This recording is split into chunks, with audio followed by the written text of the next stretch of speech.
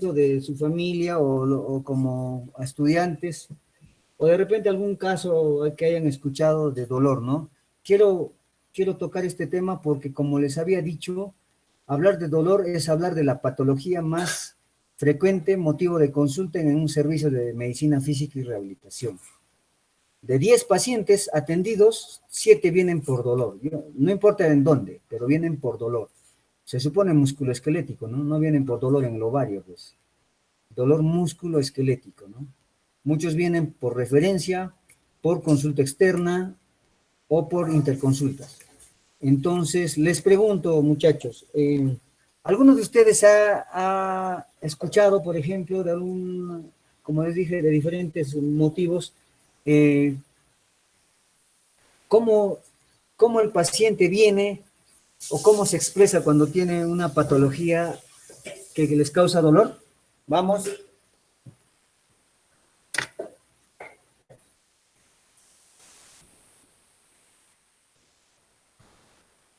A ver, muchachos.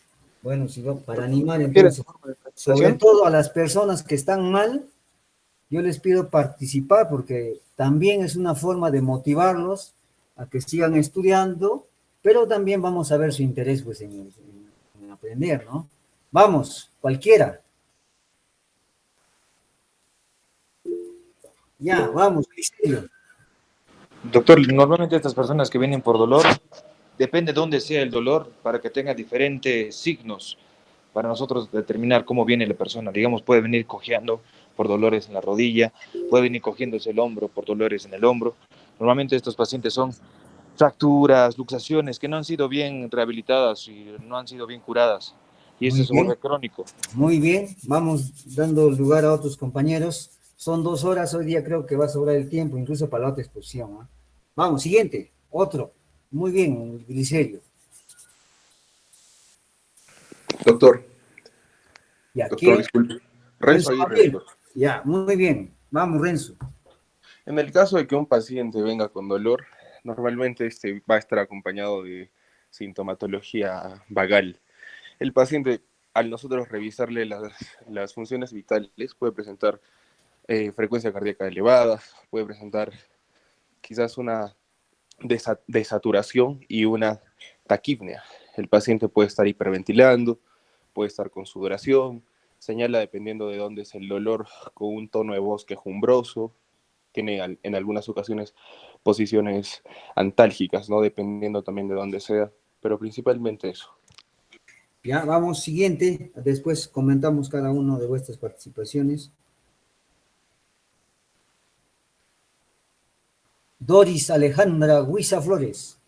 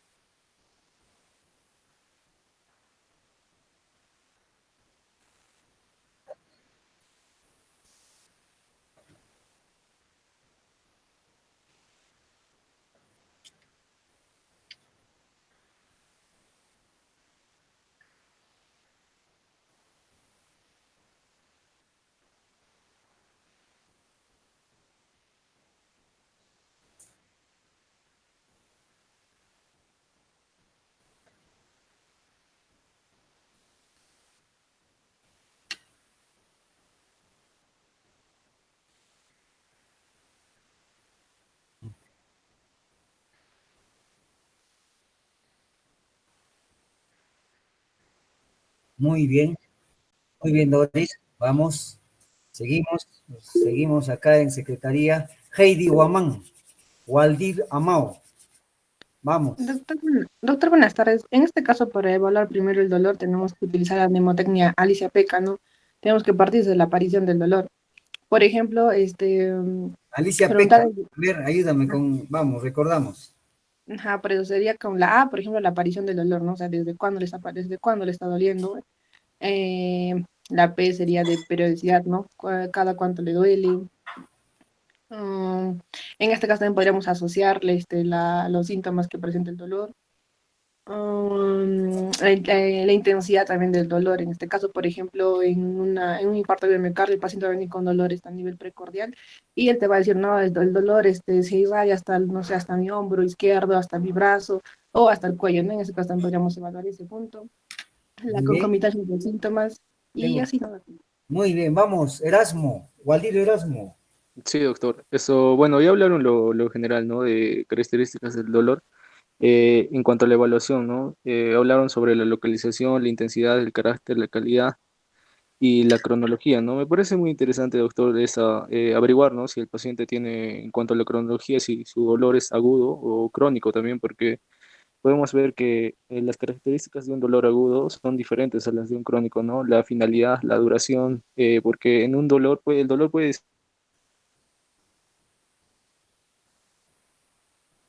el paciente a veces lo deja, ¿cómo decirlo?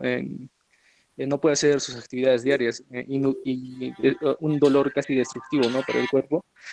Mecanismos también que pueden generar ese dolor en cuanto al si el paciente hay en alguna actividad, movimiento o alguna posición en la que él se encuentre en su día a día, puede generar este tipo de dolor, ¿no? El también darnos cuenta el componente, el componente afectado, ¿no? Si tal vez es un dolor orgánico o tal vez un dolor psíquico, ¿no?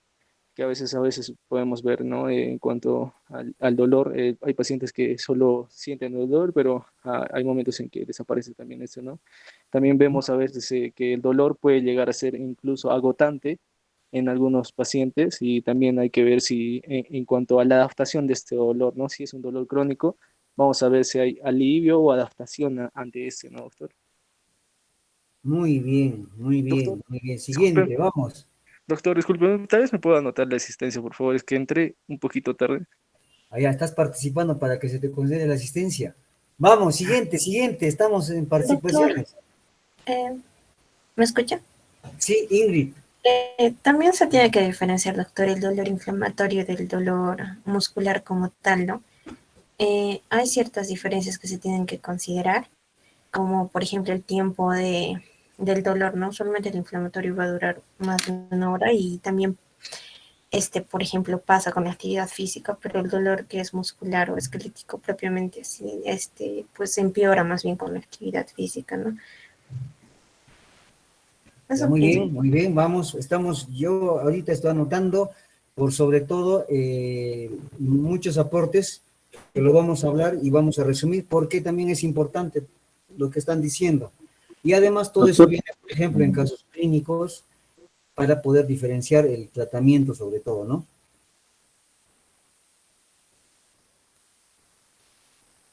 Vamos, vamos, siguiente, vamos. Midward, Doctor, también a lo que podríamos añadir, doctor, es el carácter, ¿no? Ya que esto es una forma de determinar, ¿no? El tipo de dolor provocado en el paciente, ¿no? Cuando hablamos, por ejemplo, y en realidad nos va a dar unas relaciones a ciertas enfermedades, ¿no? Cuando hablamos de un dolor opresivo, punzante, urente, ¿no? Fulgurante, lancinante, cólico. Y cada uno de ellos tienen una determinada descripción, ¿no? Y que justamente nos define una cierta patología en realidad. exacto, Y ya. eso relacionado a una intensidad, que también hay una escala, ¿no? Que normalmente se le pregunta al paciente de 1 a 10, ¿no? Y de acuerdo a ello podemos ver también la... Correcto, muy bien, dos más, vamos. Doctor, también debemos de preguntar al paciente sobre el inicio del dolor, si es un inicio agudo o crónico, ¿no? Ya que si es de un inicio agudo, deberíamos preguntarle, ¿no? Si ha tenido un antecedente de algún traumatismo o algún microtraumatismo que haya producido el dolor. Y si es crónico, también preguntar, ¿no? ¿A qué actividad se dedica? ¿Cuál es su ocupación? ¿Cuáles son sus estilos de vida? Si practica también algún tipo de deporte, si está también, ¿no? Si está parado o sentado por mucho tiempo, si realiza actividades con una sobrecarga, ¿no? Un levantamiento, una sobrecarga de los músculos que pueden ser el origen del dolor. Ya, muy bien, vamos con John Iker.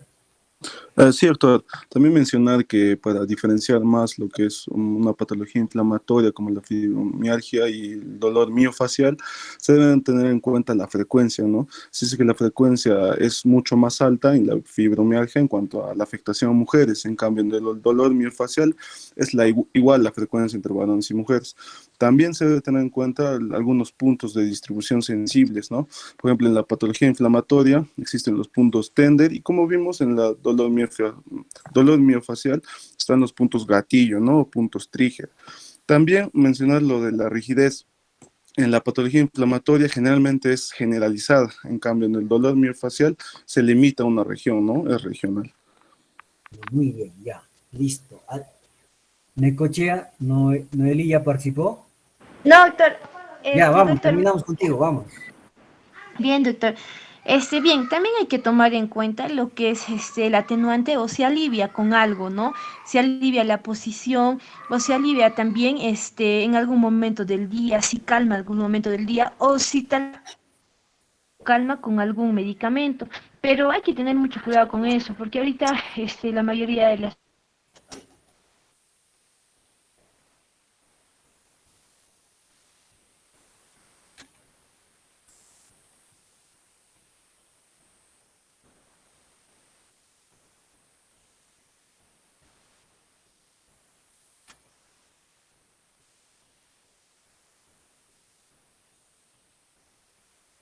¿Me escuchan? ¿Logran escucharme?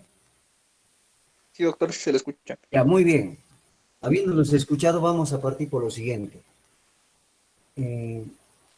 Nadie de ustedes nadie, todos en realidad, todos ustedes van a tener que en algún momento hacer una consulta, una evaluación o les van a consultar por algún dolor musculoesquelético. Todos vamos a ser especialistas, Dios mediante, como ustedes lo van a lograr. Y no va a haber siempre alguien, tal vez hasta en la familia, que te dice, ¿sabes qué? Sobrino cardiólogo o sobrino cirujano plástico, oye, me duele mi rodilla. ¿No es cierto? Entonces, lo que quiero que sepan de la exposición que se ha dado y lo que yo voy a reforzar ahora, es que nosotros debemos definir o diferenciar los tipos de dolor. Vamos a comenzar, por ejemplo, en definir a qué consideramos un dolor agudo y un dolor crónico. Algunos incluso hacen esta clasificación dividiéndolo en dolor agudo, dolor subagudo y dolor crónico. Para mí, con que sepan el corte para dolor agudo y dolor crónico, vamos bien. Dolores que persisten más a 3 meses, consideramos como un dolor crónico. Hay personas que vienen a la consulta, dicen, ¿sabe qué, doctor? Ya me duele mi rodilla hace más de un año. Y en la pandemia no he podido ir al hospital porque estuve haciendo pues cuarentena, ¿no? Y todo ese año no he tenido atención, ¿no? Así vienen los pacientes, por ejemplo, al área de emergencia, ¿no? O el otro que te dice, ¿sabe qué, doctor? El fin de semana estuve jugando fútbol y me está doliendo la columna. Una semana. Dolor agudo. Para aquellos, por ejemplo, que consideran el dolor subagudo es un dolor que va más allá de las 6 semanas hasta los 3 meses, ¿no? Y consideran agudo menos de 6 semanas. Pero vayamos con el tiempo de corte 3 meses para definir el dolor crónico, sobre todo, ¿no? Ahora, como especialistas que van a ser ustedes, hablar de, como les repito, de dolor va a ser casi inevitable, ¿no? Pero también sé que como especialista antes has sido médico general, como yo, ¿no? Y tú le vas a decir, por ejemplo, esa consulta de tu tío, familiar, tío, te duele la rodilla, muy bien, ¿sabes qué? Tómate Redex Plus 2 veces por día por una semana, ¿no? Y tómate también colágeno. Pero curiosamente te vas a ver con tu familiar a los 10 días o al mes, te va a decir, sobrino, ¿sabes qué? Me ha ayudado. Sí, me ha ayudado, pero mientras lo he tomado. Pero después me ha seguido doliendo. Ay, ¿qué más le vas a dar? O lo mismo pasa, ¿no? Tío, ¿sabes qué? Haz esto. Entonces, lo que quiero que diferenciemos es, por ejemplo, el dolor mecánico del dolor inflamatorio. Por ejemplo, el dolor mecánico es aquel dolor que se exacerba con las actividades. El paciente viene así, doctor, me duele la rodilla. Señor, ¿en qué momento le duele la rodilla? Doctor, cuando camino, cuando hago mis actividades. Y cuando estoy sentado, echado, no me duele. Dolor mecánico, ¿no? En cambio, el dolor inflamatorio es todo lo contrario, ¿no? El doctor sabe que me duele cuando estoy sin hacer nada, cuando estoy sentado. Pero cuando empiezo a caminar, a hacer mis actividades, me calma, ¿no? Patología frecuente, y eso también alguna vez se ha preguntado, ¿no? Patologías inflamatorias, lupus eritematoso sistémico, artritis reumatoidea, espondilitis anquilosante, entre otras. Entonces, eso es importante definir, porque no es lo mismo hacer tratamiento en uno u otro caso, ¿no? Es importante saber si el dolor es inflamatorio o es de tipo mecánico. 2. Por ejemplo, ayer nomás tuve turno en la emergencia, y es bastante frecuente esto que les digo, ¿no? Y alguien también lo mencionó en su participación de hoy día. Pacientes que vienen con dolor precordial, dolor opresivo, incluso otros te dicen, ¿sabe qué, doctor? Ya como que supiera algo, ¿no? De medicina y te dice así, ¿sabe qué, doctor? Me duele el pecho y me está adormeciendo el cuello y parte del brazo izquierdo. Pucha, ¿no? Y a nosotros nos han dicho en cardiología, atento, puede ser un infarto, ¿no? Un infarto de tal rama o tal rama, ya. Y así vienen a la emergencia los pacientes, ¿no? Ah, sí, señor, le duele, sí. ¿Desde cuándo? Desde hace un mes. ¿Desde cuándo? Desde hace una semana. O el que te dice, no, hoy día en la mañana. Diferente, ¿no? Que te diga uno en la mañana y el otro hace un mes, ¿no? Si fuera un infarto hace un mes, probablemente ya hubiera avanzado el infarto y de repente ya ni estaría en la consulta. Pero así viene. Entonces nosotros por protocolo, un EKG, para ver cómo está el corazón por EKG y las famosas enzimas cardíacas, ¿verdad? Troponinas y CPKM. Entonces, de esos 10 pacientes, por ejemplo, que vienen a la emergencia por dolor precordial, uno, y eso es mucho, que tenga realmente patología cardíaca. El resto es dolor musculoesquelético, las famosas condropatías, el síndrome de Tietze. El síndrome de Tietze es ese paciente que por algún motivo se inflamó la articulación esternoclavicular, o esternocostal, perdón, y viene por dolor. Y la diferencia es un infarto, por ejemplo, aparte de las alteraciones que podemos encontrar en un EKG o en las enzimas cardíacas, pues no le duele, pues cuando tú le haces presión en la zona, ¿no? A la palpación. Pero el paciente estresado, el paciente con preocupación, que por algún motivo ha hecho inflamación, tú le tocas la articulación esternocostal y le duele. Pues eso diferencia claramente, ¿no? Entonces son dolores musculoesqueléticos, antiinflamatorio, terapia física. O lo otro que han mencionado, hay pacientes que vienen por fibromialgia, rarísimos, no es frecuente, pero estos pacientes la verdad es triste. Yo lo considero triste porque son pacientes que yo tengo una paciente en emergencia, cada vez que voy, muchas veces, viene por su dolor, y su dolor realmente es feo, ¿no? Paciente medicada y lo único que le ayuda es el tramadol, y tratar una fibromialgia realmente es muy, muy complicada, ¿no? La fibromialgia lo que tiene es un componente de dolor neuropático, pero por sobre todo también otros componentes como componente emocional y todo, ¿no? Pero el tratamiento medicamentoso, incluso la rehabilitación, la terapia física, a veces creo que no superan nuestras expectativas de ayuda, ¿no? Es feo, ¿no? Esos pacientes pueden experimentar diferentes tratamientos, pero a veces la respuesta no es la que uno espera, incluido el famoso cannabis, ¿no? Ahora el famoso cannabis, pues está ganando espacio, campo, y muchos ya conocen y lo usan, ¿no?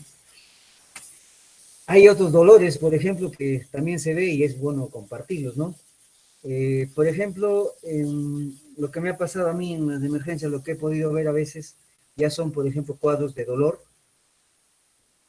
muscular, porque ahí están pues los famosos receptores, ¿no? Sensitivos, y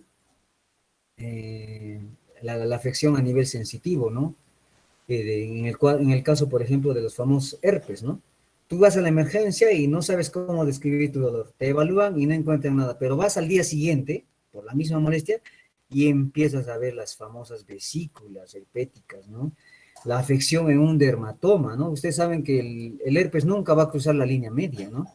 Solo a nivel del dermatoma, y a medida que pasan los días, pues el cuadro se hace más florido, ¿no?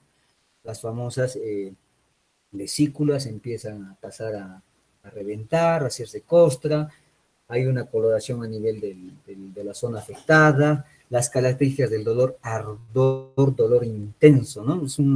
No sé si hayan podido escuchar un paciente que tiene un dolor neuropático como tal, como el herpes, la neuralgia del trigémino, son dolores realmente que a uno no lo desearía, ¿no? Porque es complicado, ¿no? Pacientes con herpes, por ejemplo, quieren rascarse, quieren ponerse hielo, a veces no se quieren cortar la piel, porque eso es lo que te dicen, ¿no? Es un dolor insoportable, feo, atípico, ¿no? Por ejemplo, eso diferencia un dolor no susceptible de un dolor neuropático, ¿no es cierto?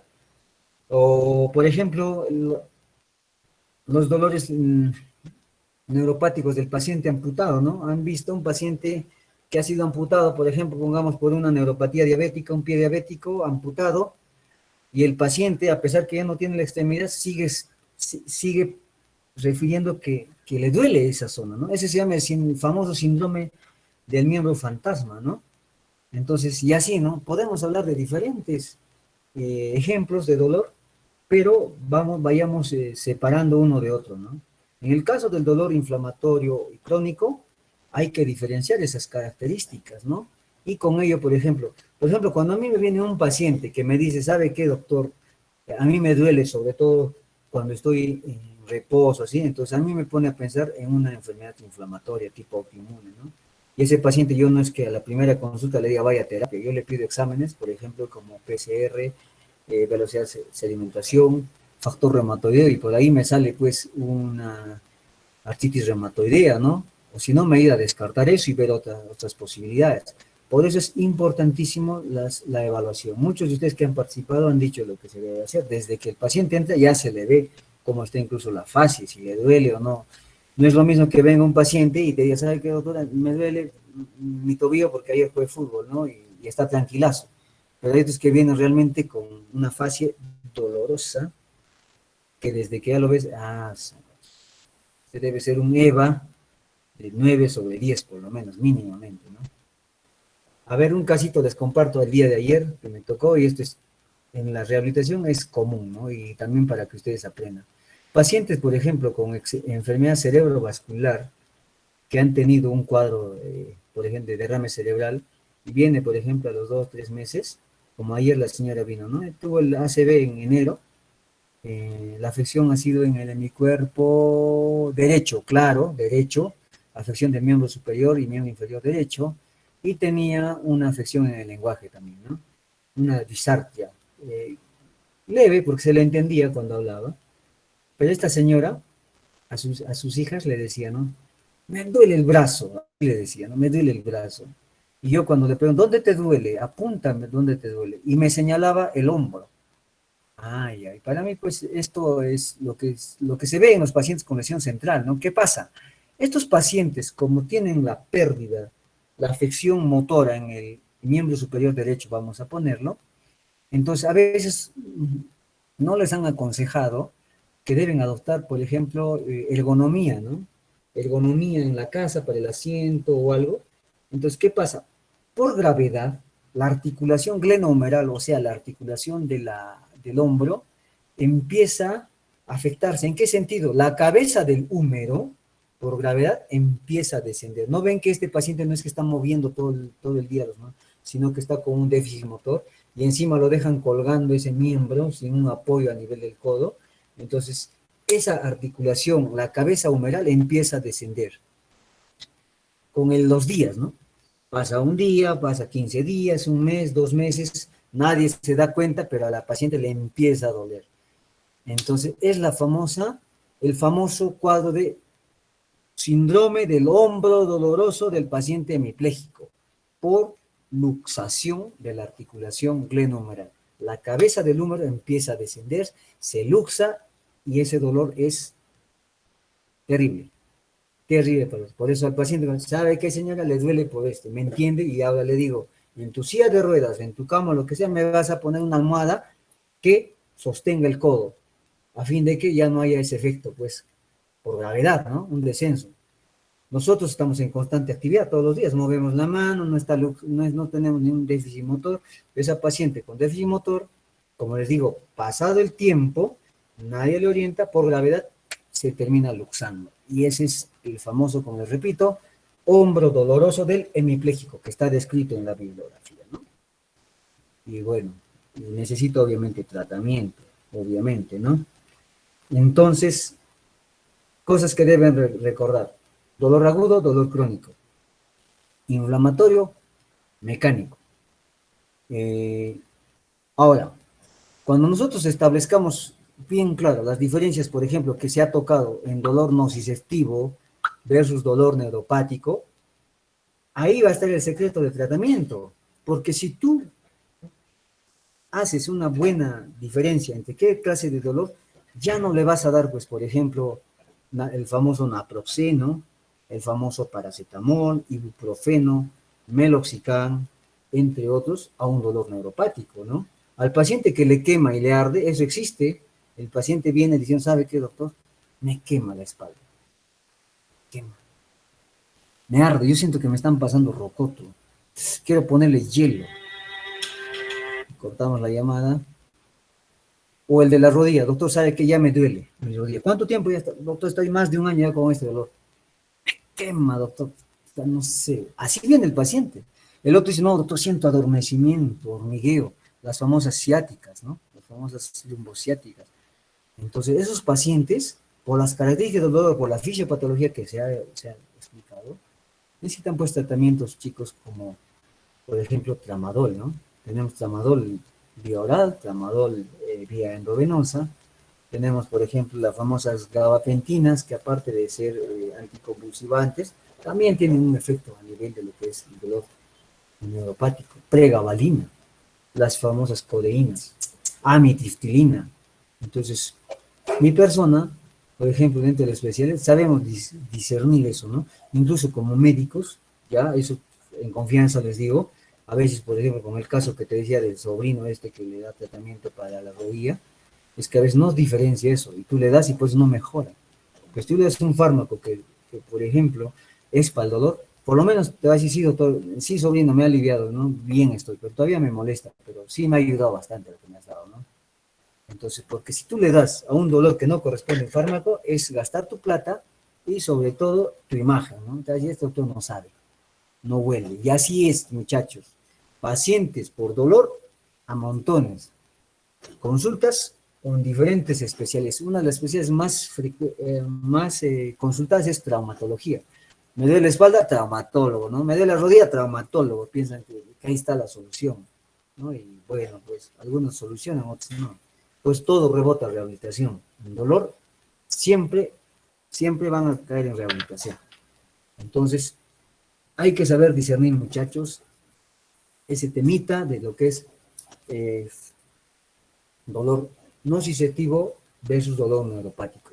Supongo que ustedes en farmacología ya más o menos han tocado los fármacos, ustedes saben, ¿no? Pero yo les digo, lo que hay comercialmente son varias cosas, ¿no? Claro, con nombre comercial, pero los principios, ¿cuáles son? Ibuprofeno, naproxeno, diclofenaco, metamisol, orfenadrina, tramadol, codeína, gabapentina, pregabalina, amitriptilina, meloxicam, carbamazepina, entre otros, ¿no? Pero tú cuando diferencias qué dolor es, sabes cuál darle, ¿no? ¿Santi? Ya.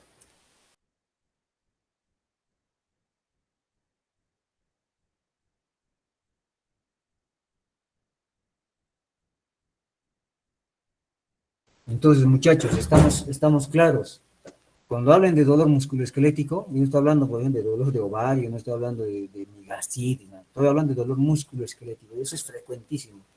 frecuente, dolor de hombro, etcétera, sería bonito, ¿no? Pero hay muchos casos que ustedes lo van a ver, pero primero diferencien el dolor. Bajo eso tú le das algún tipo de medicación, pero mejor después en tu ambiente ya lo refrenó. Yo creo que yo te haría mejor una consulta con el rehabilitador, ¿no? Nosotros también no es que todo lo solucionemos, ¿no? Muchas cosas vemos que el dolor tiene otra causa y hacemos las interconsultas, pero la mayoría se quedan con nosotros, ¿no? Hacer terapia o algún procedimiento, ¿no? Recordemos que el tratamiento de dolor, aparte de lo farmacológico, también puede ir acompañado de terapia, los agentes físicos que hemos tocado, frío, calor, ultrasonido, magneto, electro, láser, etcétera, y también los procedimientos que hace el especialista, ¿no? El médico, ¿no? Por ejemplo, la última vez hice un codo de tenista, habrán escuchado tal vez en traumatología si lo han llevado, los famosos epicondilitis, ¿no?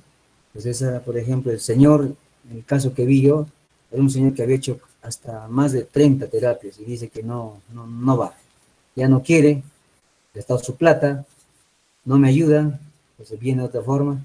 Yo le planteo otro tratamiento, un tratamiento a base de dextrosa, la famosa proloterapia, ¿no? Segunda sesión, ha mejorado bastante, el mismo señor dice, ya no me duele en la misma frecuencia, antes me dolía todo el día, ahora ya menos, segunda sesión, vamos bien, ¿no? Y así, tratamiento de dolor medicamentoso, terapia, procedimientos.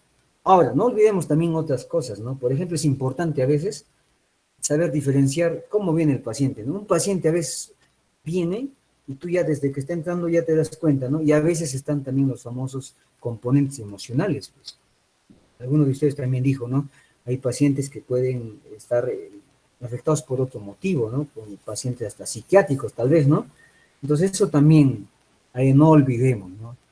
A veces nos centramos básicamente en lo que es la evaluación, exámenes auxiliares y tratamiento, cuando no, siquiera no giramos la cabeza para ver si este paciente podía tener un componente emocional. Yo de la parte de eso, por ejemplo, sí me gusta a veces interactuar un poco con el paciente y vemos bastante componente emocional. Pacientes con problemas familiares, problemas en el trabajo, problemas por enfermedades crónicas, etcétera, y aparte lo que les menciono, yo le digo, si usted no va a mejorar esa parte emocional, no va mejor. Le pido, por favor, hacer la consulta a psicología, de ser necesario hasta psiquiatría, ¿no? Entonces, nunca olviden ustedes, chicos, así seas el famoso cirujano plástico, cardiólogo, que detrás de una persona hay justamente una persona como nosotros que siente que a veces necesita una palabra, ¿no? Y nosotros también, ¿eh? Nosotros también necesitamos, el médico no necesariamente está sano, ¿no? También necesitamos eso a veces, ¿no? Entonces, si lo ven de esa manera, les va a ir muy bien, así seas el mejor cardiólogo, como te digo, ¿no? No es solo, ya a ver, ¿qué tienes? No, también hay personas, ¿no? Entonces, eso mucho. De dolor, tenemos que diferenciar un dolor agudo de uno crónico. Las características del dolor. Normalmente, cuando el dolor ya es crónico, ustedes van a ver esas características. Y cuando viene a mi consulta el paciente, yo le digo, y te dice, doctor, ¿y por qué me quedo? No? Te digo yo, ¿cuánto tiempo es tu dolor? 8 meses o 2 años ya. Muy bien, por eso. Es que nadie quita ese dolor ha tenido ya cambios a nivel celular, a nivel fisiológico. Por eso es que tú sientes esto. Y realmente, muchachos, miren, ese paciente que a veces ha dado consulta, ha hecho consulta por uno y otra especialidad, así, le das paracetamol con tramadol por 7 días cada 12 horas, y el paciente vuelve feliz, doctor, pucha, ya me arde menos, estoy más tranquilo. Ah, ya, muy bien, ahora vamos a hacer, eso es la ayudita, ahora vamos a hacer el tratamiento definitivo, ¿no? Ahí va, pues, la terapia, el procedimiento, lo que ustedes van a ir viendo en este curso, ¿no? Pero si no, el paciente, si tú le das lo mismo que le han dado Redex Plus cada 12 horas, vitamina B12, colágeno hidrolizado, estas ampollas, Dioxaflex, el paciente va a seguir igual y no va a volver, es lo peor, ¿no? Cuando tú haces seguimiento del paciente, te das cuenta por qué uno y otro no vuelve. Curiosamente es ese paciente, ¿no? O incluso cuando yo hago procedimientos, a veces el paciente, ¿sabes por qué no volvía? Porque le hacía doler. Miren, ¿eh? Cómo es el paciente de exquisito, ¿no? Entonces ahora, anestesia. Más fuerte, un poco más de anestesia. Ya no le duele, pero sí, lo anestesio y le hago todo. Y vuelve. y pasa por caja, ¿no? Entonces, chicos, dolor es inevitable que ustedes no tengan. Cuando vayan al serum, van a venir así, doctor, me duele, pacientes del campo, pues, ¿no? Trabajan. Ay, doctor, Wasai mi nana, ¿verdad? Te van a decir, en quechua todavía, ¿no? Me duele mi espalda. ¿Y qué tiene la posta? ¿Qué tiene la posta? ¿La posta tendrá tramadol? No tiene. Pero tiene diclofenaco, fenadina, ¿no? Que le puede ayudar tal vez a relajar un poquito, pero cuando ya es un dolor crónico neuropático, no, tú vas a estar tranquilo con que le sabes que tú necesitas una referencia para consulta externa para medicina física y rehabilitación. ¿Lo tomas o lo dejas? ¿Por qué? Porque tienes este dolor y yo no te voy a poder ayudar acá como quisiera, pero sí te puedo dirigir. Y eso es tu mejor, creo que eso hablaría por ti de mejor manera, ¿no? Entonces veamos eso, ¿no? Se supone que ustedes están en formación, cuando haces un curso u otro curso es para aprender algo de tal especialidad, ¿no? De cardiología, con que tú sepas dar tratamiento antihipertensivo, tratamiento básico para insuficiencia cardíaca y referirlo, estamos bien. Nadie te pide a ti que hagas un diagnóstico que se llama congénito, ¿no? ¿Es cierto? A veces la clínica sí te puede ayudar, sí, pero es para ayudar, ¿no? Al final ya ustedes elegirán su camino a la especialidad y te dedicarás a eso, pero hay cosas generales que lo debemos saber, ¿no? Como la emergencia, ¿no? La emergencia solo viene de todo, por ejemplo. Tú tienes que recordar un poco, ¿no? Pero más allá de eso no vas a hacer. Pero como es un hospital nacional de referencia, pues tienes que ir al neurocirujano, al neurólogo, al cardiólogo, al neumólogo, al rehabilitador, al traumatólogo, etcétera, ¿no? Pero algunas cosas sí puedes solucionar, ¿no? Un coliquito, una infección urinaria, esas cositas, ¿no?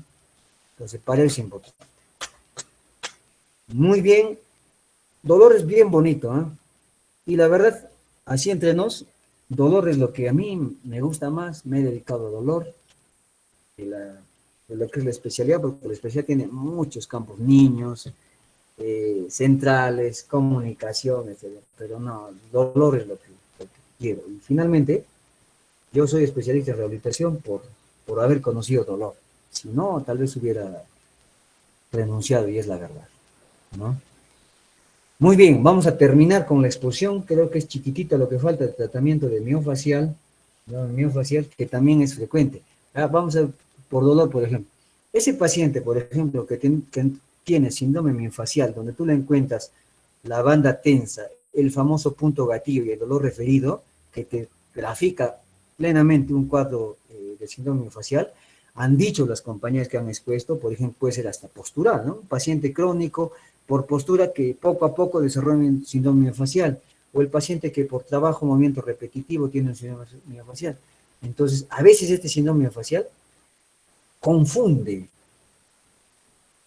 el cuadro doloroso, por eso es importante, y lo han mencionado en las diapositivas, qué características cumple un dolor miofacial y cómo se hace un diagnóstico, ¿no? Y todo eso se hace, por ejemplo, en la parte práctica. Cuando tú ves ahí el trigger point, ¿no? El famoso punto gatillo, incluso cuando haces desgatillamiento para tratar, ¿no? Entonces, ahora vamos a ver, yo supongo que van a hablar un poco de lo que es el tratamiento, en este caso de terapia, un poco de lo que hay, si hay algún procedimiento, o a ver cómo lo han hecho el tratamiento de síndrome miofacial. Por favor, proyecte su pantalla, las dos compañeras o la que estaba pidiendo, voy a dejarte que presentar.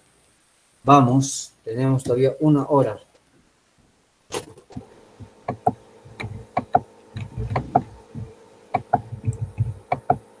Sí, doctor. Estoy compartiendo. ¿Se puede observar la pantalla? Sí. Ya, doctor, buenas tardes, compañeros, buenas tardes. Continuando con la exposición de síndrome miofacial, ahora les voy a hablar sobre el tratamiento. Primero vamos a hablar sobre los estiramientos, ¿no? El estiramiento va a ser efectivo cuando hay un punto gatillo aislado y la sintomatología va a ser de inicio temprano. Y va a ser menos efectivo cuando hay múltiples puntos gatillo y es de larga evolución. La eficacia de este procedimiento se debe a que al alargar los sarcómeros, al producir, ¿no?, el estiramiento, se alargan los sarcómeros y se reducen las moléculas de actina y miosina. Y con ello se reduce la energía que se consume, ¿no?, localmente. Y así interrumpimos el mecanismo de crisis energética, que es el causante del síndrome miofacial.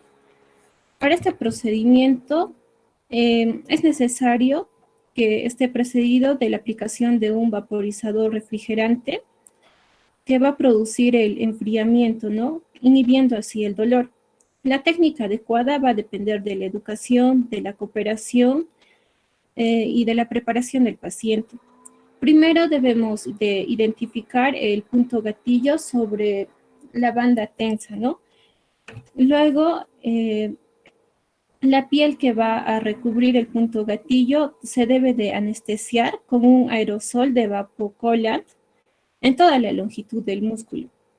El refrigerante se debe de dirigir en un ángulo de 30 grados sobre la piel del paciente. Y después se debe de aplicar una presión pasiva en el otro extremo del músculo, ¿no?, en el lado contrario, y con ello resultaría el estiramiento. Hay dos técnicas. Primero es la técnica de relajación post-isomérica, que va a implicar la técnica de contracción y relajación. Su efecto de esta técnica se va a dar por la activación de los órganos tendinosos de Golgi durante la contracción, y con ello se puede inhibir, ¿no?, las neuronas motoras y disminuyendo así el dolor. La otra técnica es el estiramiento del tejido local para liberar la presión del punto gatillo. En esta técnica, el operador debe de aplicar una presión suave que va a ir aumentando gradualmente sobre el punto gatillo. Con ello, el paciente va a comenzar a experimentar molestias, ¿no? Va a empezar a experimentar el dolor. Pero la presión se debe de mantener hasta que se libere, ¿no?, la tensión, reduciendo así el dolor. Otro tratamiento es la inyección de los puntos de gatillo. Este va a ser el método más efectivo para inactivar los puntos gatillo. Se puede realizar con anestésicos locales o con aguja seca. La punción con aguja seca va a lograr su eficacia por la alteración mecánica de la integridad de estas placas terminales disfuncionales, ¿no? Por lo cual va a ser importante precisar la localización del punto gatillo. También podemos aplicar la inyección de un analgésico para reducir el dolor durante y después del procedimiento. La inyección de la solución puede aliviar los síntomas temporalmente al diluir y disipar las sustancias sensibilizantes en la región, ¿no?, de la crisis energética. La otra técnica es mediante la toxina botulínica. La inyección con la toxina botulínica va a ayudar a corroborar las placas terminales disfuncionales y va a actuar específicamente en la unión neuromuscular, denervando así de manera efectiva la célula muscular. Otra técnica es mediante el ultrasonido terapéutico. El efecto ultrasónico va a producir, ¿no?, un calentamiento de los tejidos que va a causar un aumento de la temperatura y va a terminar de esta manera con la crisis energética localizada. Otro es la terapia de ondas de choque extracorpóreas. Estas ondas de choque extracorpóreas va a transmitir la energía mecánica del cuerpo a través de un medio determinado y va a actuar sobre los puntos gatillo y sobre el tejido muscular espasmódico, sin dañar los tejidos circundantes. La onda de choque va a estar enfocada para eliminar la lesión del punto de la inserción del tendón, para descomponer el depósito de calcificación, para localizar el punto gatillo y eliminar el punto de dolor. Puede inducir también el dolor referido y puede tratar, ¿no?, el punto gatillo de manera superficial y profunda. Otra Otro tratamiento es mediante la cinta de kinesiología. Esta es una cinta permeable, ultrafina, elástica, de diferentes anchos y elasticidad. Va a tener su efecto terapéutico al aliviar los espasmos, al relajar los músculos, al mejorar los movimientos incorrectos, va a estabilizar las articulaciones, va a mejorar la circulación, va a aliviar el edema y va a aliviar el dolor. El paciente puede completar este procedimiento en un estado relajado, sin fuerza y sin contracción muscular. Con esta técnica, ¿no? Se puede dilatar los vasos, se puede acelerar la circulación linfática, va a promover la absorción y expresión de los mediadores inflamatorios para eliminar de esta manera la inflamación, ¿no? Y el edema de los músculos. Por último, tenemos la estimulación eléctrica transcutánea. Se va a usar generalmente como una terapia tubante. Esta terapia es no invasiva en el manejo, ¿no? Del dolor crónico y agudo. La técnica va a aplicar corrientes eléctricas mediante un electrodo de aguja que va a estimular la placa motora y va a desencadenar una respuesta localizada contráctil. La electroterapia va a tener diferentes frecuencias. La electroterapia de baja frecuencia, la frecuencia es inferior a los 1000 hercios. La de mediana frecuencia, la frecuencia va de 1000 a 100.000 hercios, y la electroterapia de alta frecuencia, la corriente oscilatoria, va de una frecuencia superior a los 100 kilohercios. Eso sería todo, doctor. Muchas gracias. Ya. A ver, un minuto, por favor, un minuto. No deja la ponencia ahí nomás, no lo saque. Vuelve a poner la ponencia, por favor. Ya, doctor.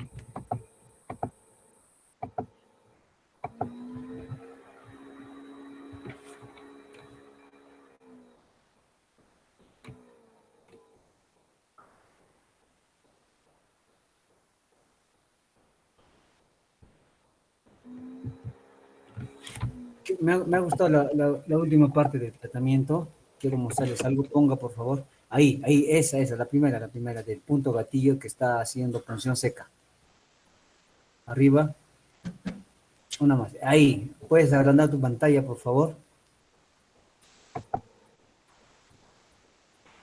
En realidad, es verdad lo que dice, ¿no?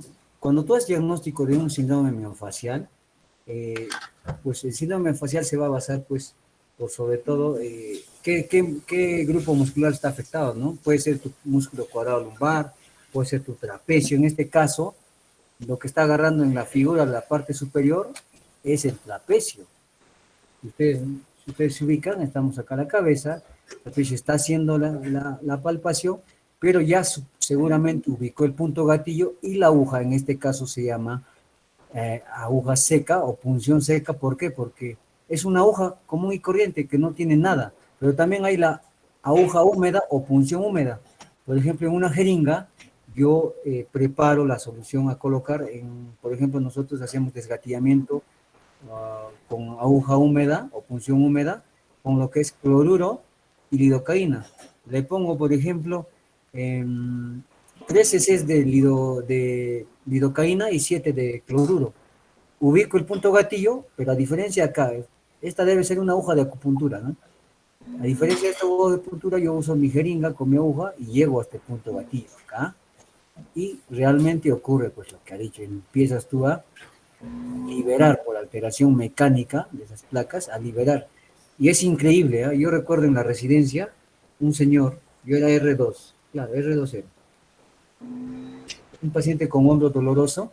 Cuando vino, decía pues que la terapia en realidad había mejorado con la terapia física, pero que ya de ahí ya no vio mejoría. Se había estabilizado en un EVA de 5 sobre 10.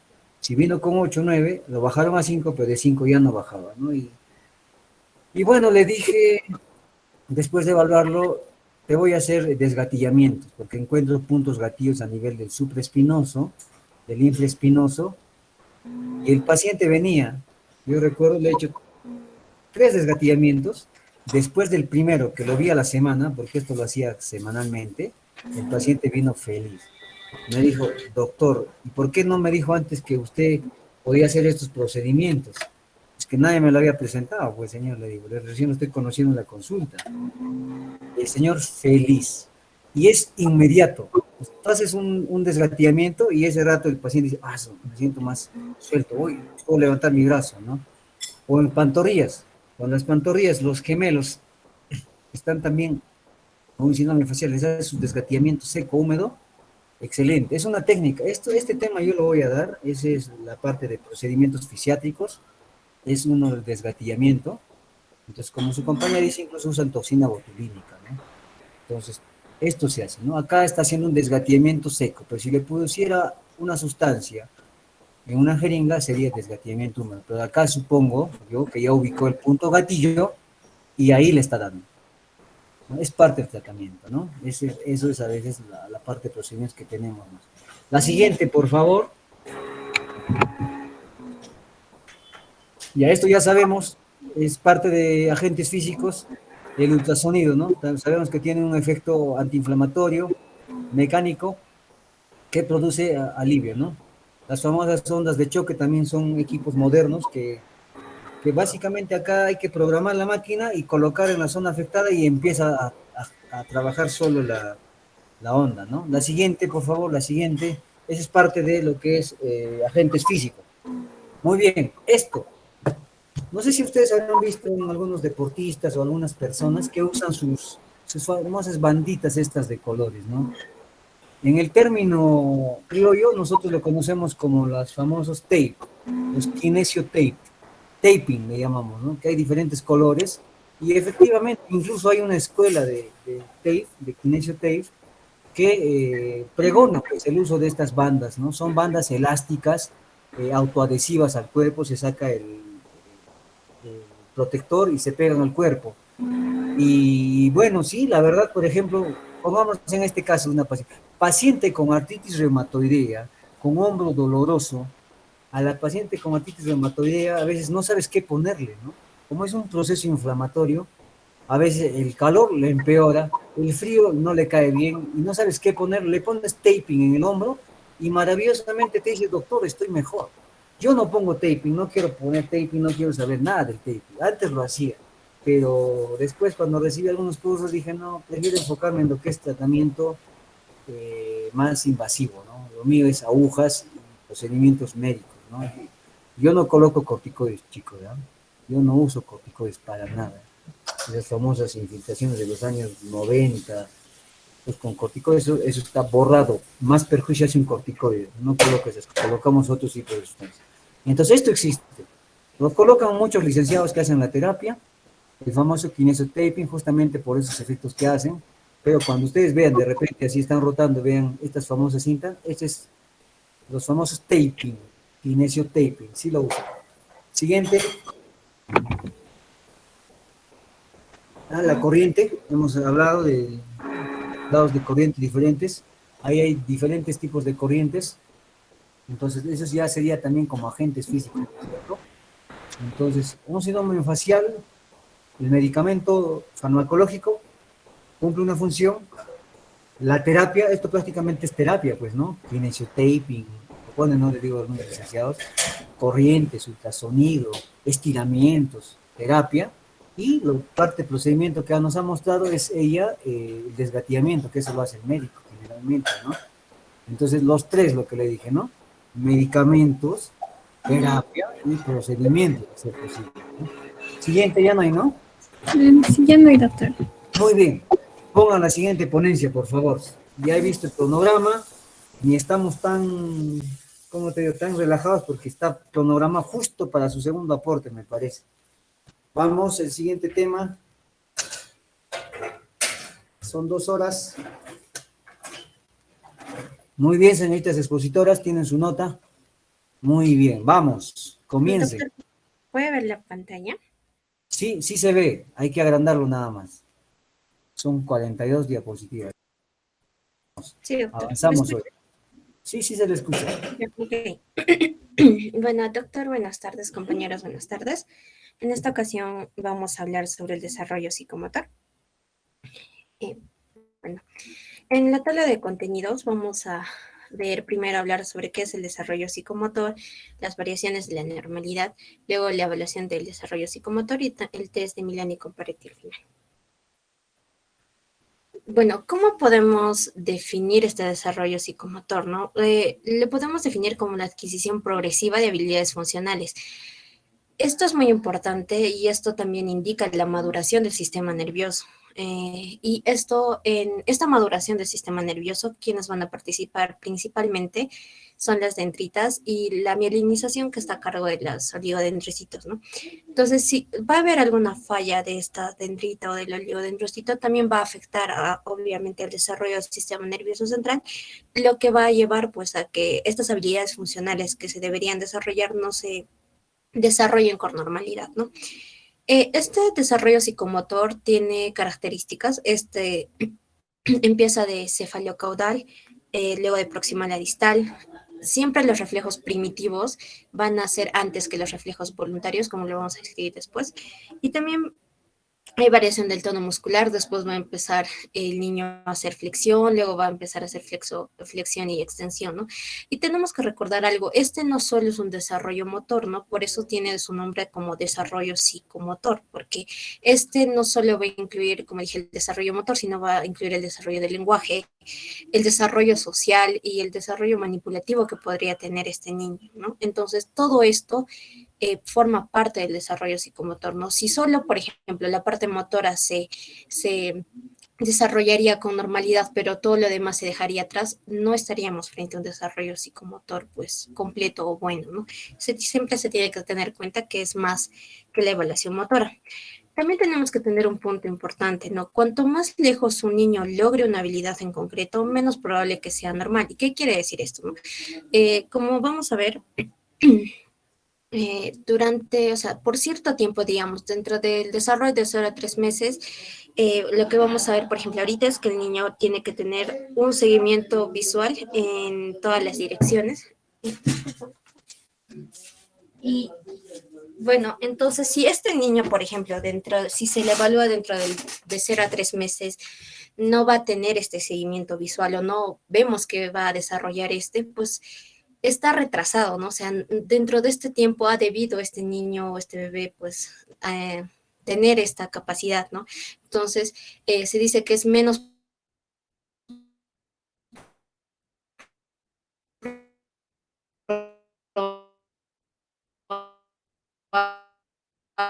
probable que este niño sea normal o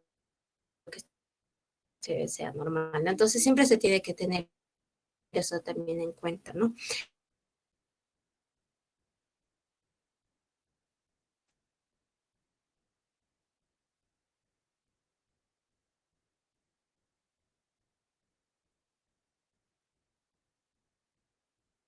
Visual en todas las direcciones que nosotros hacemos. También es sonrisa mínima. Nos indicaría en sí el inicio de la empatía del niño, ¿no?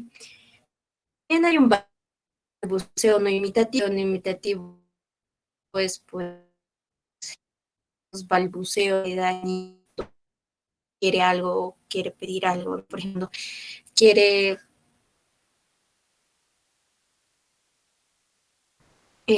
o está hambriento, puede generar estos balbuceos que no ellos porque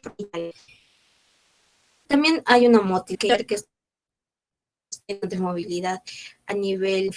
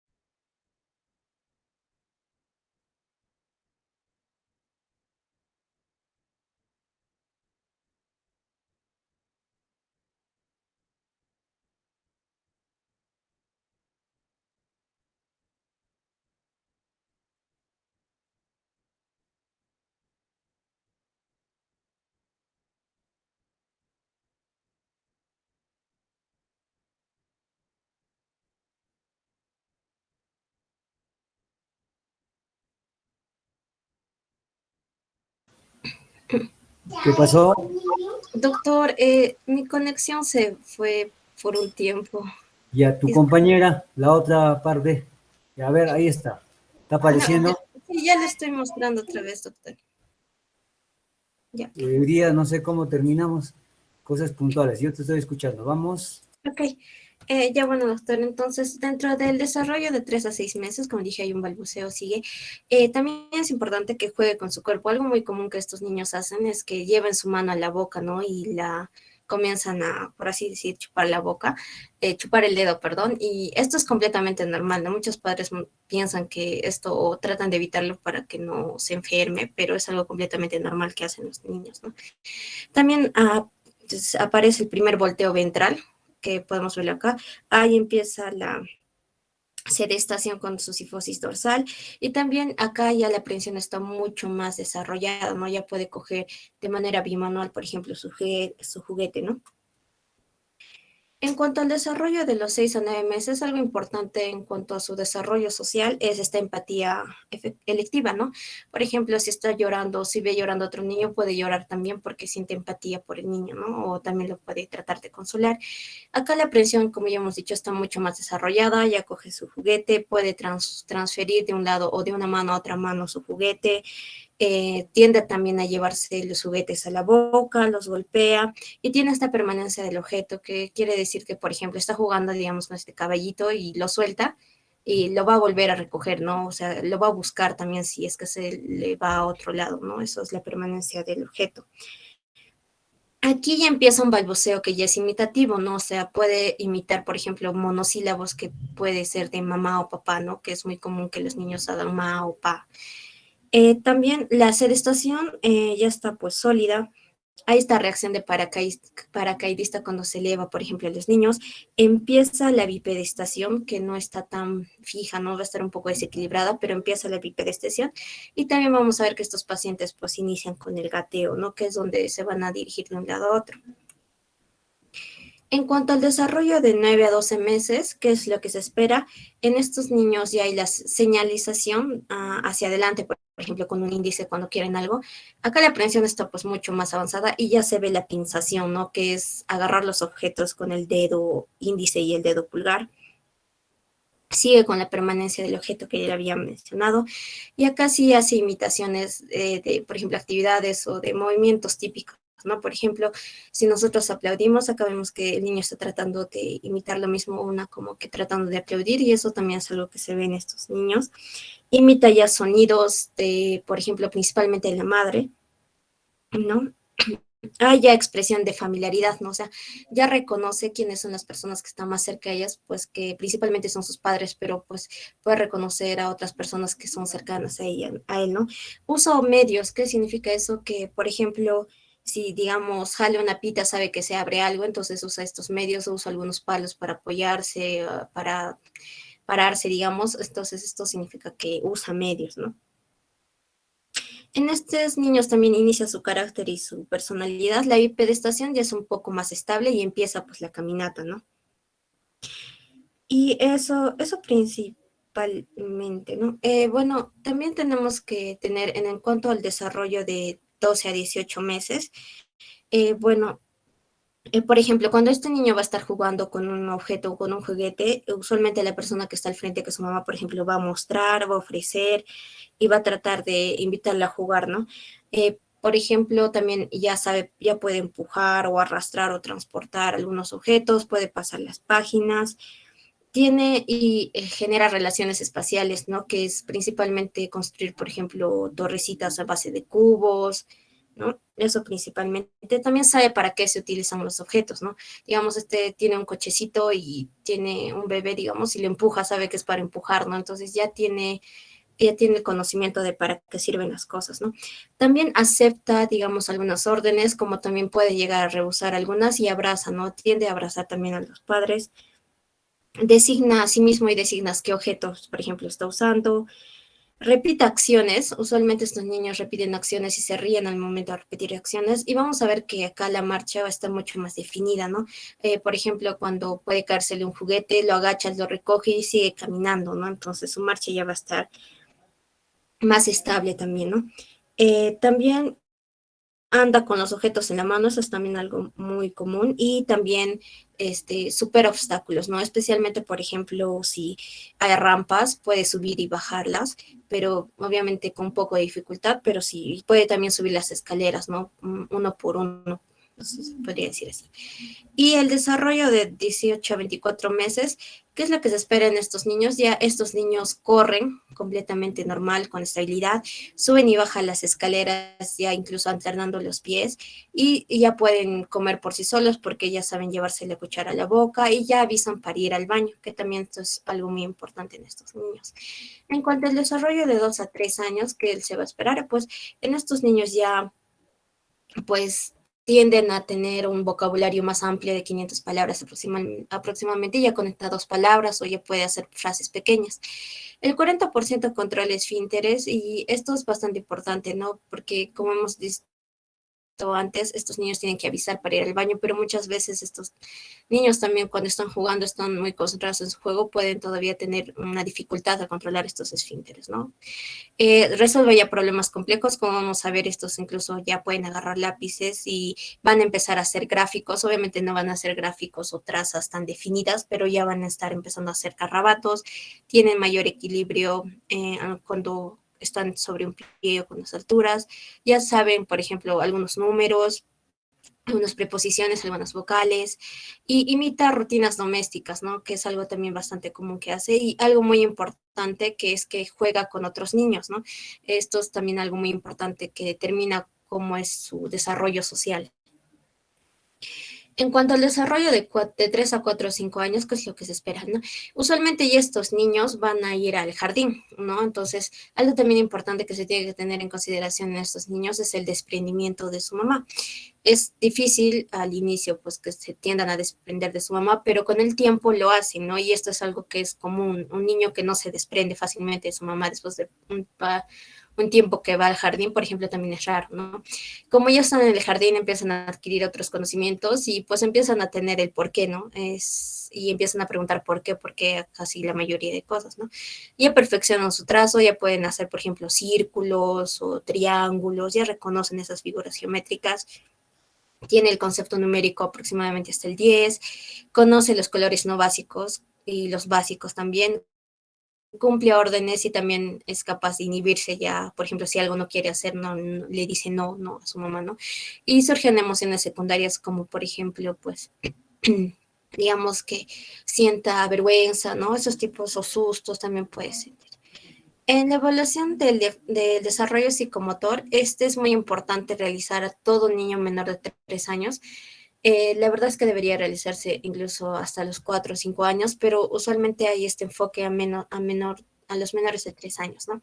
Es importante considerar que hay grupos de vulnerabilidad que van a afectar el desarrollo psicomotor de estos niños, ¿no? Hay causas orgánicas y causas psicosociales.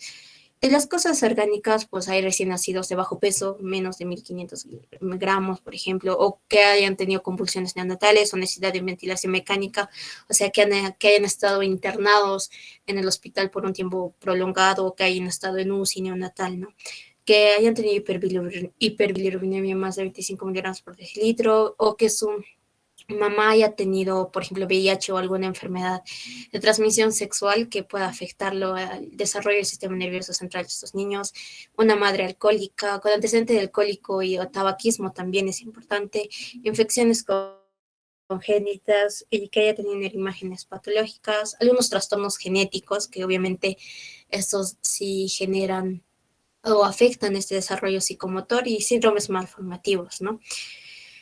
Otras causas psicosociales, las causas psicosociales son tan importantes como las causas orgánicas, ¿no? Estos muchas veces se dejan de lado, pero son de igual importantes que las causas orgánicas y dentro de estas tenemos a las carencias afectivas, emocionales, o sea, que no le dan pues el cariño necesario a este niño, a este bebé, hay malos tratos, puede haber agresiones físicas, separación o conflictos abiertos, ¿no? Que los papás, como se dicen, no es bueno que peleen frente a los niños porque tienden a imitar esos comportamientos, como hemos visto. Familia monoparental, pues que solo sea la madre o el papá que los críe o que los bueno, que los críen, ¿no? O por la muerte de uno de los padres también, padres adolescentes, falta de recursos económicos y enfermedades crónicas de los padres, especialmente cuando hablamos de depresión o cuando son adictos a alguna droga o al alcohol o que sean también consumidores de tabaco muy frecuentes, ¿no?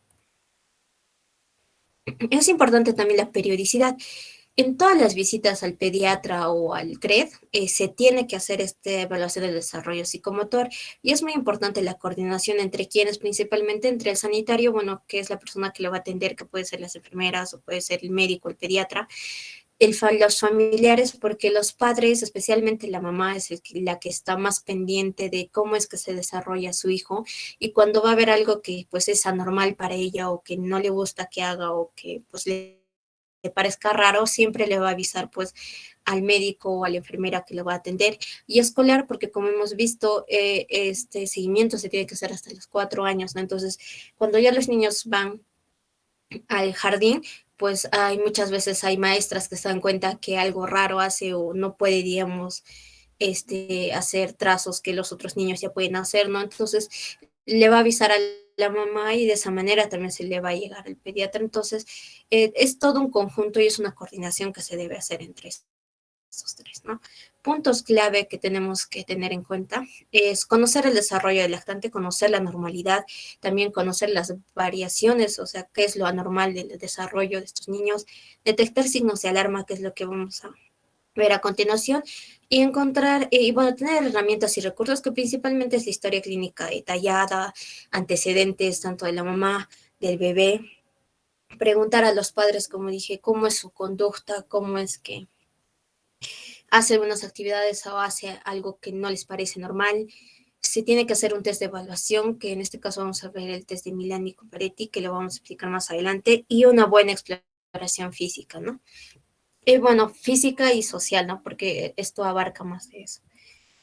Bueno, ¿qué signos de alarma podemos ver? Por ejemplo, a los 2 meses podemos ver irritabilidad permanente, sobresaltos exagerados ante ruido, llanto monótono o alto, abducciones pulgares y ausencia de contacto visual.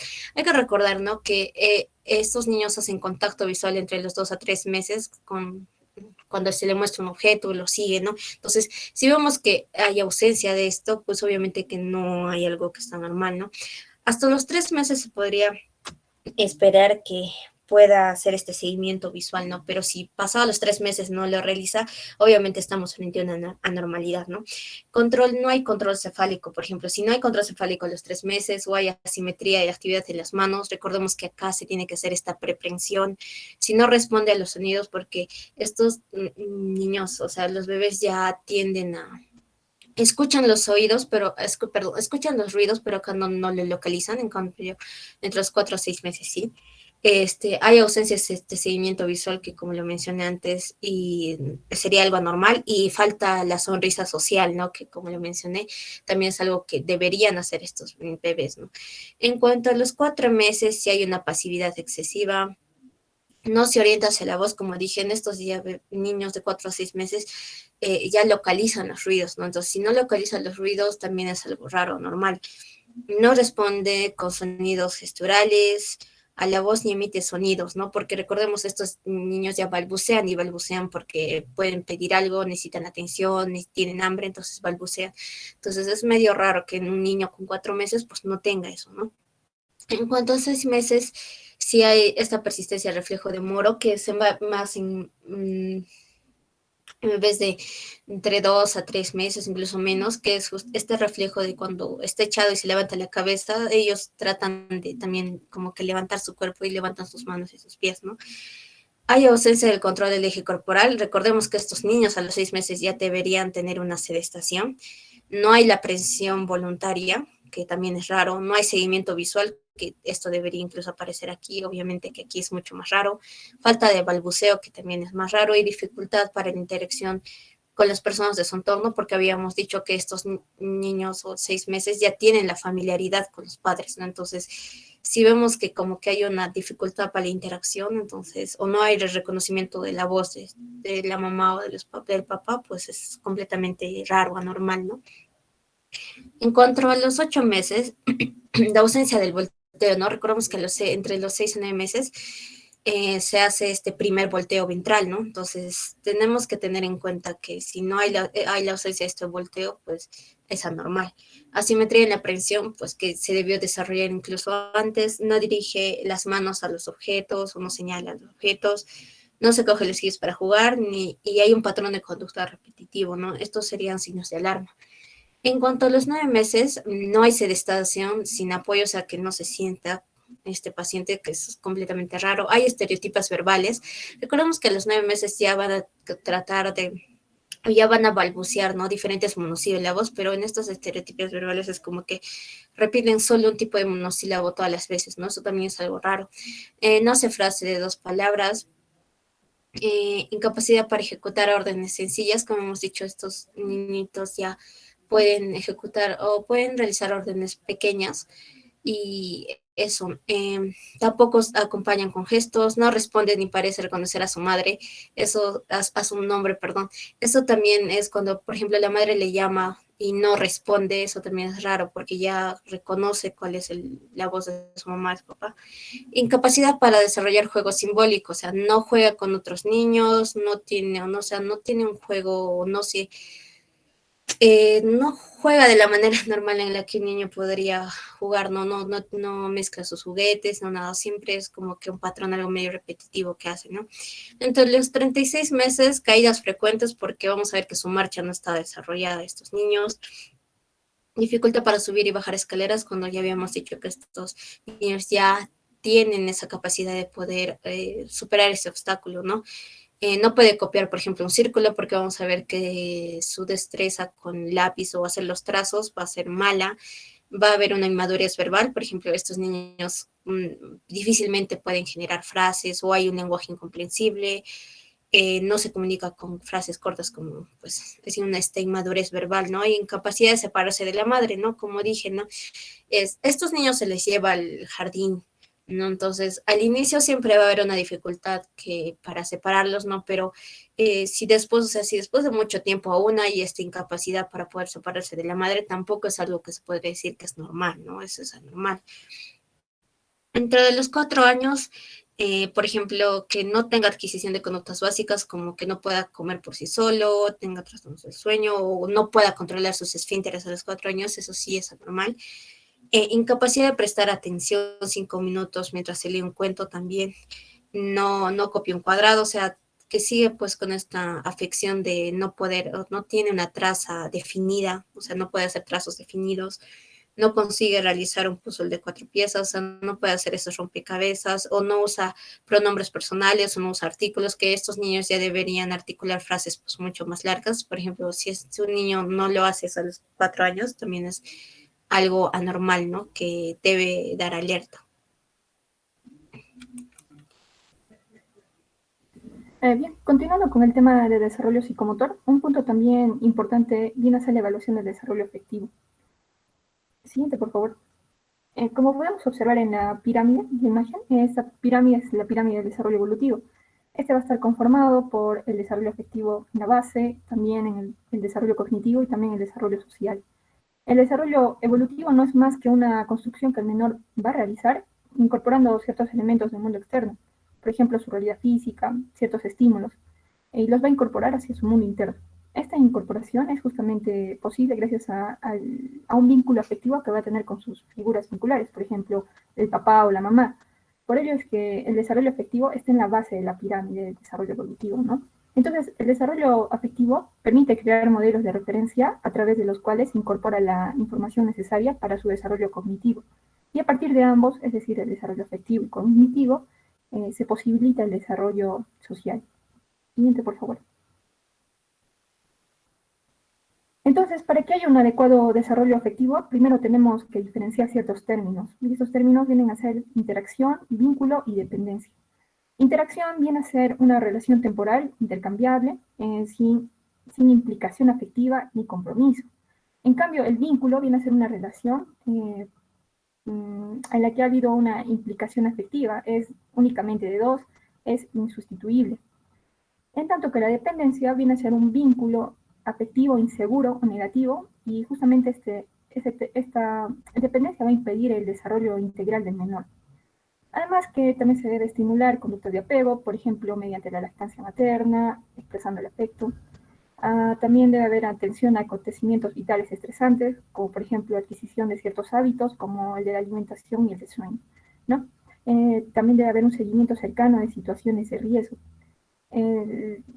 Además que se van a tocar ciertas herramientas, ¿no? Mediante la historia clínica, conocimiento de las etapas evolutivas, entre otros. Siguiente, por favor.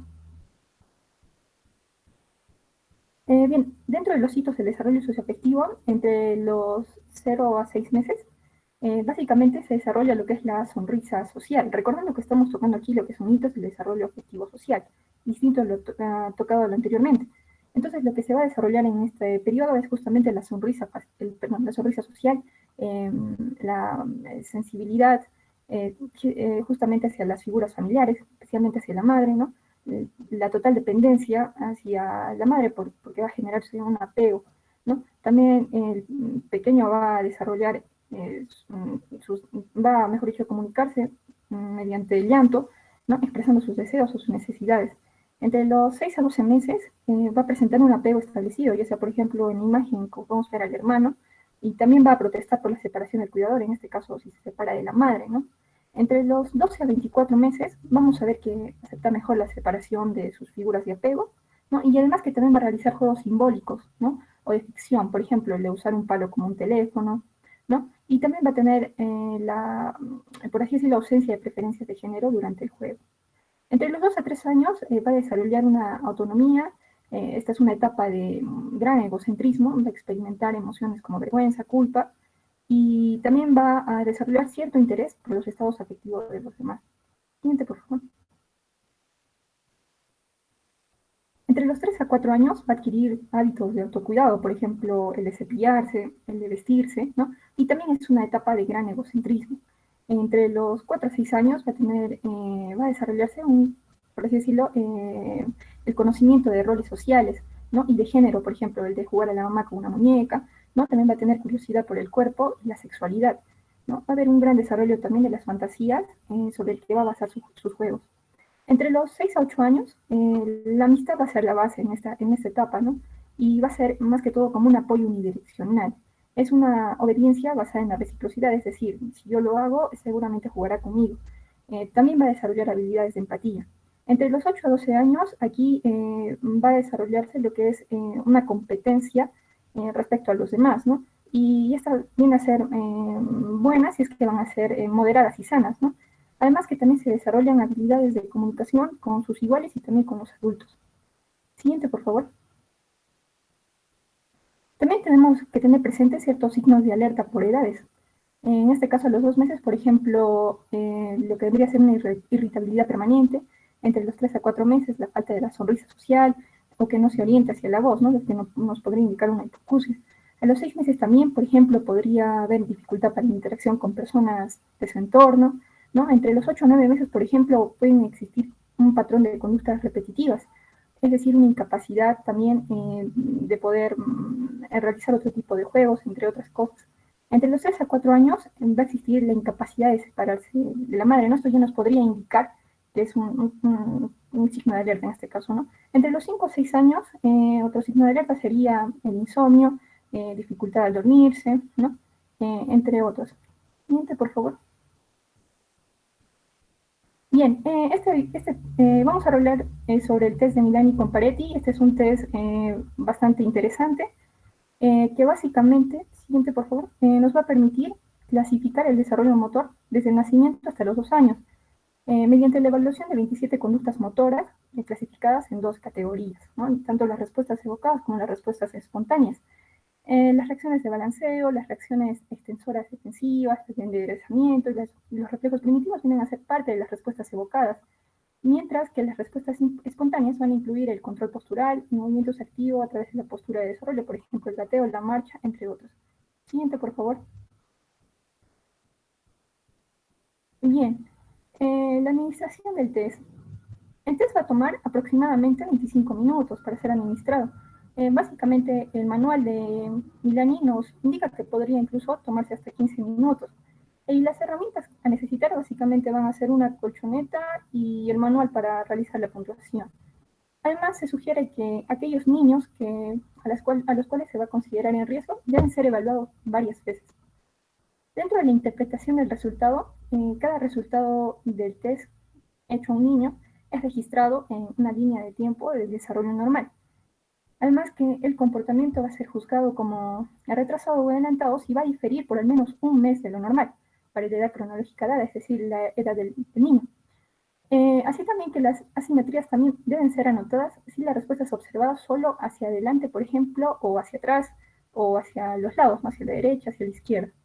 Entonces, dentro del puntaje, como podemos ver en la imagen, es que debemos colocar la edad del niño en la columna del mes correspondiente a la respuesta. Es decir, por ejemplo, si un niño de 6 meses que ya no demuestra el grasping palmar, que es un reflejo primitivo, se anotará bajo el mes en donde ya no hay grasping.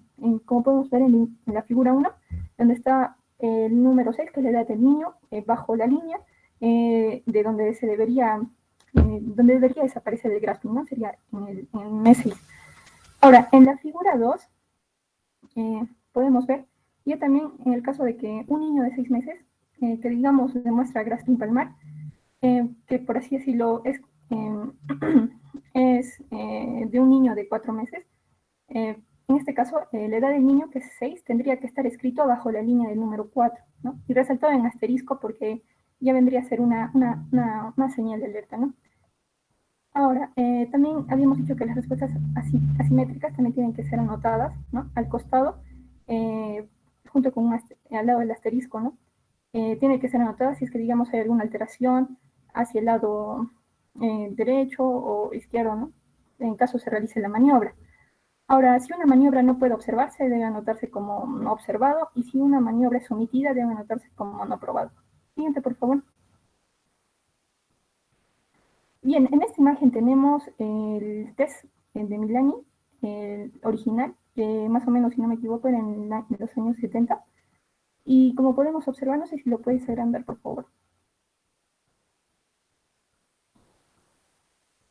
Bueno, en sí la diferencia de ambos es que, por ejemplo, este que es el original lo está dividiendo en las dos categorías que hemos dicho, ¿no? Las respuestas evocadas y espontáneas. En tanto que el test modificado, que está del lado derecho, vamos a encontrar las 27 conductas motoras, pero sin haberlas clasificado tanto en respuestas evocadas como espontáneas, ¿no? Entonces, adelante una diapositiva más, por favor. Bien, este test modificado va a tener un objetivo, ¿no? Es justamente identificar las respuestas normales y anormales, ¿no? Y está indicado en aquellos niños que van a presentar algún tipo de riesgo, que sean, por así decirlo, también normales, ¿no? Niños con antecedentes de disfunciones cerebrales, de albergues, con deprivación social, nutridos y de familia numerosa. Siguiente, por favor. Bien, dentro de la valoración de los datos obtenidos, tenemos el niño con riesgo y el niño con retraso. El niño de riesgo es el niño que no va a disponer del necesario control postural en su motricidad, ¿no? Por lo que sin la correspondiente postura no va a ser posible ninguna motricidad. Entonces, en este caso, el niño va a tener que recurrir a patrones sustitutorios para realizar sus propios objetivos motores. En tanto que el niño con retraso, hablando de retraso, tenemos que ver dos tipos, que son el retraso armónico y el disarmónico. El retraso armónico viene a ser aquel retraso por igual de todas las funciones con respecto a la edad cronológica, es decir, la edad del niño, ¿no? Entonces, por ejemplo, en este caso no podríamos hablar de una alteración del desarrollo paralítico cerebral. Por ejemplo, en un niño que muestra la edad de 8 meses, ¿no? Un niño que tenga 8 meses, y que muestre un desarrollo de un niño de 3 a 4 meses, ¿no? En este caso se trataría de una alteración severa de desarrollo, más no de una alteración cerebral, ¿no? En el retraso disarmónico, ya también este viene a ser el más frecuente y va a estar caracterizado justamente por la persistencia de los reflejos del recién nacido, ¿no? Y si persisten, por ejemplo, a la edad de 5 a 6 meses, se va a tratar de un niño con el impulso de un niño normal, pero que se manifiesta motrizmente con los patrones de coordinación, en este caso primitivos. Siguiente, por favor. Entonces, vamos a empezar a evaluar las 27 conductas motoras mostradas en el test de Milani. Vamos a empezar a hacerlo en orden, ¿no? En este caso no divididos en las categorías. Ingrid, hola, ¿me escuchas? Sí, doctor, sí se le escucha. Ya nos toca evaluación, ¿no? ¿Estás en evaluación? Sí, doctor, esta es la parte más extensa. Ya, vamos a dejarlo ahí para que tenga una secuencia la siguiente ponencia. Entonces, los dejamos, chicos, que tengan buenas tardes, ¿eh? Gracias. Gracias, doctor. Gracias, doctor. Gracias, doctor. Cuídense.